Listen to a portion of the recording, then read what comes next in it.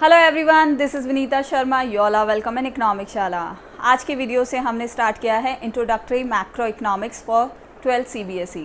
सो ये video I hope आपके लिए हेल्पफुल रहेंगे। So don't waste time and let's move on our slides. Thank you. Hello learners, today we are going to start 12th CBSE introductory macro economics, बिल्कुल आसान भाषा में। So आज हम डिस्कस करेंगे chapter 1 circular flow of income, जिसको हमने दो पार्ट में डिवाइड कर दिया है। पार्ट 1 में you will learn meaning of macroeconomics, introduction, structure of an economy, and stock and flows. So what is a macroeconomics? The word comes from macros. Macros क्या है? It is a Greek word जिसका मतलब होता है large. तो यहाँ पहले हम जो माइक्रो इकोनॉमिक्स था उसमें हम किसकी बात करते थे? इंडिविजुअल्स की। अब हम मैक्रो इकोनॉमिक्स पढ़ने वाले हैं तो इसमें हम बात करेंगे लार्ज एग्रीगेट्स की। तो टोटल यहाँ पे हम एग्रीगेट्स की बात करते हैं। हम यहाँ पे इकोनॉमी की स्टडी करते हैं as a whole.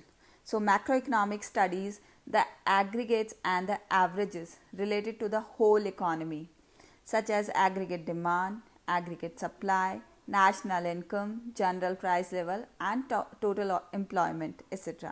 So it is the study of the economy as a whole. पहले हम इंडिविजुअल की बात करते थे कि इंडिविजुअल प्रोडक्शन, इंडिविजुअल की जॉब या इंडिविजुअल इनकम। यहाँ पे हम बात करेंगे national income, national output, unemployment, inflation, general price level.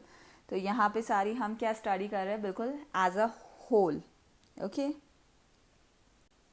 इस पिक्चर से आपको और अच्छे से क्लियर हो जाएगा।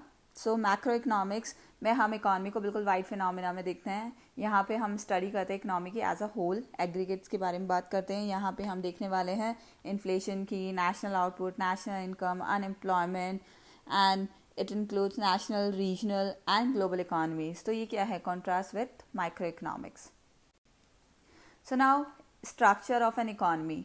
अगर हम देखें, structure of an economy imply study of the different sectors of an economy and interdependence between them.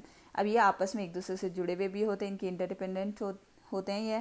And कौन कौन से सेक्टर्स है, आइए देखते हैं। तो सेक्टर्स हमारे पास यहाँ पे प्रोडक्शन सेक्टर, उसका इकोनॉमिक रोल क्या है? प्रोडक्शन करना। हाउस होल्ड सेक्टर जिसका है कंजम्पशन। गवर्नमेंट सेक्टर का रोल क्या है? Taxation and subsidies. गवर्नमेंट क्या करती है? टैक्सेशन और सब्सिडीज के या एक्सपेंडिचर, इनके थ्रू इनका इकोनॉमिक रोल होता है। Now rest of the world में क्या आएगा? हमारा फॉरेन सेक्टर, जिसमें हम एक्सपोर्ट एंड इम्पोर्ट देखते हैं। फाइनेंशियल सेक्टर है, उसमें हम सेविंग एंड इन्वेस्टमेंट देखते हैं।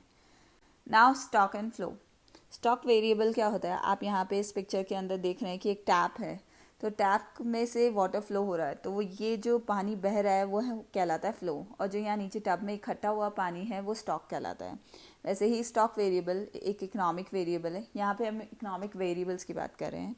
So whose quantity is a measured at a particular point of time are stock variable. For example, हम कैपिटल ले लेते हैं, तो total capital of India on a particular date से 31 टू मार्च 2020, तो वो क्या कहलाएगी? स्टॉक वेरिएबल के अंदर। फ्लो वेरिएबल्स कौन से होंगे?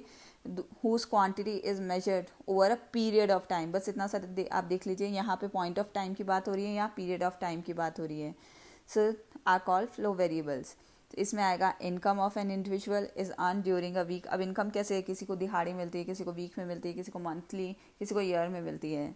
तो यहाँ पे हम पीरियड ऑफ टाइम की बात कर रहे हैं। तो फ्लो वेरिएबल्स में क्या क्या आ जाएगा? GDP, income, expenditure and people losing their jobs, budget deficit.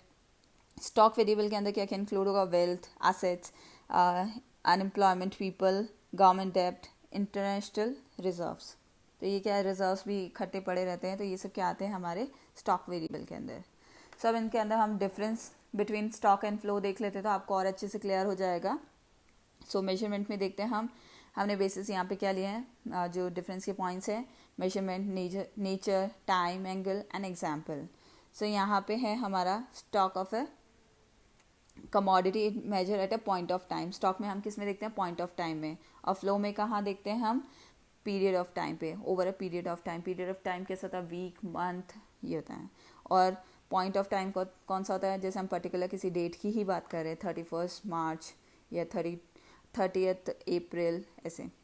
So nature क्या है? स्टॉक का जो नेचर होता है स्टैटिक होता है, स्थिर होता है। और फ्लो का कैसा होता है? डायनामिक। आपने देखा ना वाटर कैसे फ्लो करता है, जैसे। सो इनकम चेंज होती रहती है, मंथली चेंज हो सकती है, आपकी ईयरली चेंज हो सकती है। टाइम एंगल कैसा है, stock has a no time dimension, और फ्लो का क्या है, flow has time dimension like per day, per month, per year etcetera. Examples मैंने आपको पहले बताए थे, on a particular date, water in a tank, national wealth, bank balance etcetera. और भी हम देख सकते हैं जैसे capital, money supply, foreign debts, inventories, like still camera on economy. Still कैसा होता है, कैमरा कोई बिल्कुल स्टिल पड़ा हुआ है तो वो स्टॉक वेरिएबल में आएगा, लेकिन जब भी हम उस कैमरे से वीडियो बना रहे हैं तो वो किस में आ जाएगा, फ्लो वेरिएबल में। सो फ्लो वेरिएबल के एग्जांपल्स क्या क्या हो जाएंगे, water flow in a stream, national income and loan instalments paid, या फिर प्रोडक्शन, प्रॉफिट, एक्सपोर्ट, सब चेंज होते रहते हैं, इन्वेस्टमेंट, इनकम, सेविंग्स, ये सब किस में आएंगे, हमारे फ्लो वेरिएबल्स में। So that's it for today's video. Thank you guys for listening me. Please like, subscribe and share, and don't forget to press the bell icon. Thank you guys. Thank you so much.